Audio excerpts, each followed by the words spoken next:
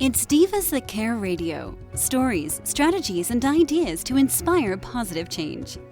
Welcome to Divas That Care, a network of women committed to making our world a better place for everyone.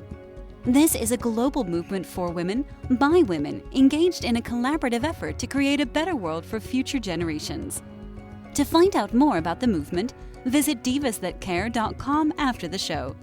Right now, though, stay tuned for another jolt of inspiration. Well, hello, everyone, and welcome back to the Divas That Care. My name is Candace Gish. Today, I have the pleasure to interview Beth Parrish. Beth is just an amazing woman that has been a part of the Divas That Care now for quite a while now. She's actually been interviewed by one of our other hosts, Joyce Benning. So I'm excited to be able to interview her today. Beth, welcome to my program today. Thank you so much. I'm so happy to be here. Oh, my goodness. I am just so excited to be able to chat with you because we've never had that opportunity. Yes, so am I. I'm just really grateful to be a part of all of this. Oh, well, thank you so much. We are very grateful that you have submitted your story. But before we kind of dive into that, Beth, would you mind introducing yourself to my listeners? Of course. My name is Beth Lauren Parrish. I'm a certified riding instructor, and I started teaching back in the year 2000, just after I graduated college. I was at UNC Chapel Hill, and I got a degree in international studies and was really on the track to maybe even work for the United Nations. And I decided to take a summer off and just have some fun and start teaching horseback riding because that was my passion. And then after that summer, I decided that was it. I had to do it. So I became a certified instructor. I've been teaching since 2000, so about 21 years now. I have a certification through CHA at level 3 for both English and Western riding. And just this past year online, I became certified as an equestrian Tai Chi instructor. So I have a lot of different skills to offer people, and I do teach remotely. I do have clients locally, and I absolutely love what I do, and my business is called Inspired Riding. Oh, I love that, Beth. That is so amazing. I had the opportunity to grow up on a horse ranch, so I love when I talk to other horse people, so that is amazing. Oh, that's so cool that you got to grow up with them. I did, and it was always a pleasure. So I want to ask you, Beth, why did you decide to submit your story into our anthology? Well, I love, reading compilations of stories about animals, and I thought it would be just so neat.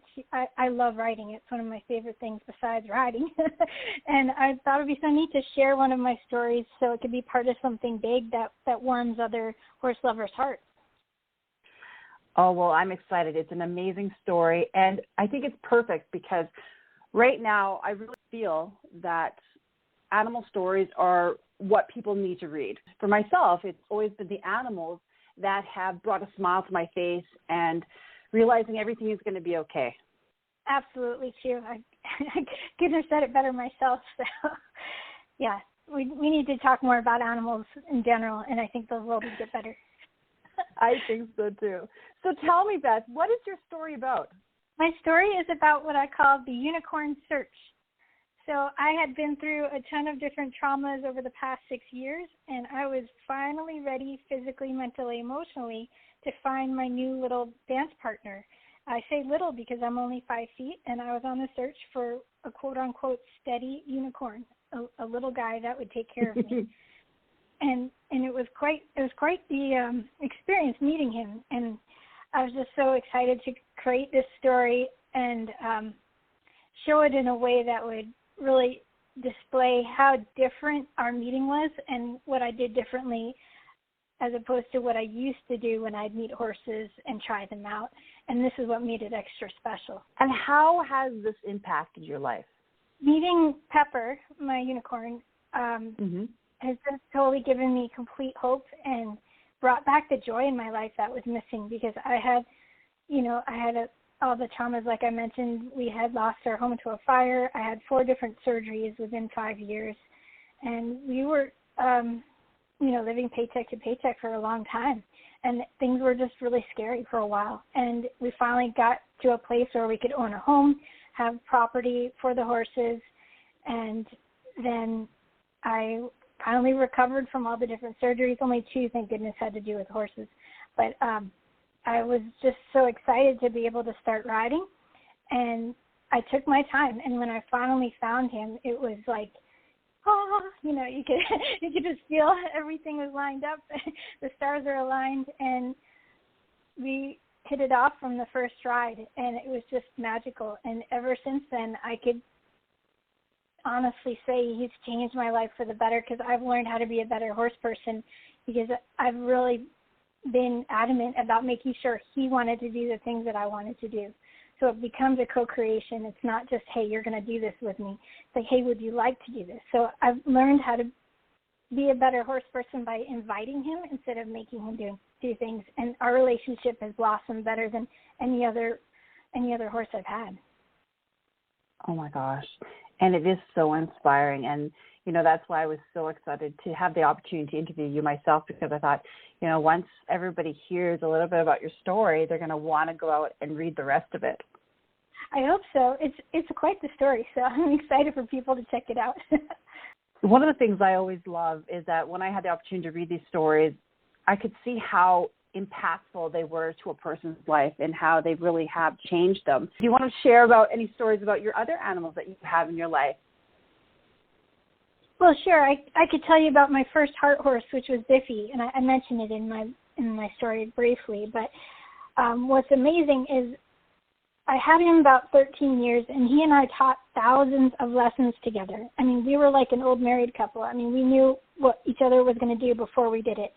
And, I'd give beginner lessons on him, and if a little child was off balance, he would halt and turn and look at me like, get them to balance right, lady. It was so funny. Yes, that's the personality. And so he and I were simpatico, and I could hop on, and he would do anything I'd want. And then, beginner would get on, of course, like I said, and he would stop if they were off balance or if they lost a stirrup, things like that. And we were just, two peas in a pod. And when he passed, I was numb for a while, and I wasn't even sure I wanted to keep teaching. And so it took a while to get my traction again. But the beautiful thing is also being an animal communicator, I was able to tune in with him energetically after he passed. And I've always felt like he's watching over me.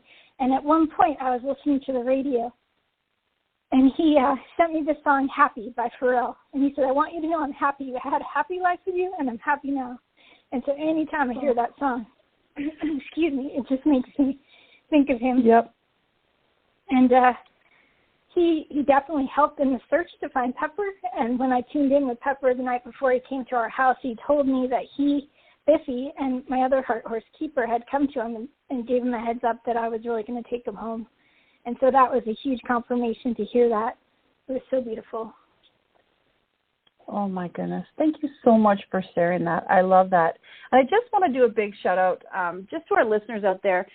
Beth has quite a few amazing programs on the Divas That Care. And because you've just kind of mentioned this, I want everybody to go and check out those recordings on those programs. And I'm going to be doing a link, I think, to that, because I really love your programs that you've had on the Divas That Care. And I'm just so very thankful that you are now a part of this anthology with all of us. Thank you so much. I'm very grateful to be part of it as well. Beth, before we end, would you mind sharing how our listeners can get a hold of you? Sure. The easiest way is to go onto my website. It's inspiredriding, RIDING.com, and you can go to the contact page and send me an email. I'm also on Facebook. We have a wonderful group with over 1,600 members. So if you just search Inspired Riders on Facebook, you should be able to find it there. And I'd love to connect with anyone listening, and if they are, inspired to learn more about inspired riding, I'm happy to give them more information. Perfect. Thank you so much, Beth. It was a pleasure chatting with you today, chatting a little bit about what your story is all about. And again, thank you so much for submitting your story. I am beyond grateful that you did that. You're very welcome. Thanks for doing this today. It was lovely to chat with you as well. Oh, you also. And for anybody that is checking out, as Beth was mentioning, her story is called The Unicorn Search. So you can check that out in the anthology Animal Prints on My Soul, and it's going to be available right away here. So thank you again, Beth. Thank you to all of our listeners that have been on our journey. The Divas That Care, as I mentioned, is 11 years, and we are listened to in over 30 countries around the world, and it's because of all of our amazing tribe out there. We're so thankful that we're able to do these anthologies and to have our podcast. So make sure you go check out divasthatcare.com. Again, thank you, Beth. Thank you to our listeners. And please do something kind. Until next time, everyone. Thanks for listening. This show was brought to you by Divas That Care. Connect with us on Facebook, on Instagram, and of course on divasthatcare.com, where you can subscribe to our newsletter so you don't miss a thing.